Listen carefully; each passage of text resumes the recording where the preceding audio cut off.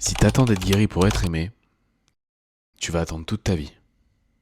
Et le pire, c'est que plus t'essaies de te réparer tout seul, plus tu t'éloignes de ce qui pourrait vraiment te soigner. Parce que ta blessure, elle s'est pas créée toute seule. Elle est née dans une relation, dans un manque, dans un truc qu'on t'a pas donné. Et ce qui casse dans une relation, ça se répare dans une relation. C'est exactement ce que Bowlby a montré. Un enfant explore le monde uniquement s'il a quelqu'un vers qui venir. Donc c'est pas la force qui crée le lien, mais c'est le lien qui crée la force. Et Ainsworth, elle l'a prouvé pour de vrai. Elle a observé des bébés qu'on séparait de leur mère, puis qu'on réunissait. Et là, le résultat, il est sans appel. Ceux qui ont été aimés de façon stable arrivent à se calmer tout seuls, et les autres, ils restent en panique. Donc ta capacité à gérer seul, en réalité, c'est quelqu'un qui te l'a transmise auparavant. Ou pas. Donc là, tu vas te dire, ok, donc j'ai juste à attendre qu'on m'aime, et je guéris. Non, c'est exactement là le piège. Parce qu'il y a Rogers qui va ajouter le truc le plus dérangeant dans cette histoire. Tu changes pas en te corrigeant, tu changes quand quelqu'un t'accepte tel que t'es, c'est-à-dire cassé. Le problème, c'est que toi, justement, tu refuses de te montrer cassé. Tu attends d'être présentable. Donc, tu vas te couper toi-même de la seule chose qui pouvait te réparer. La vérité, c'est que c'est pas l'un ou l'autre. C'est une spirale. Tu t'ouvres un peu, on t'aime un peu, ça te répare un peu, et donc tu t'ouvres encore plus, petit à petit, jusqu'à ce que tu guérisses. Et donc guérir et être aimé, la vérité c'est que c'est pas deux étapes, c'est le même geste en simultané qu'il faut coordonner intelligemment. Alors arrête d'attendre d'être réparé pour être aimé. Accepte-toi comme tu es, montre-toi cassé, vulnérable, reste authentique, et c'est précisément de cette manière que tu vas réussir à te réparer.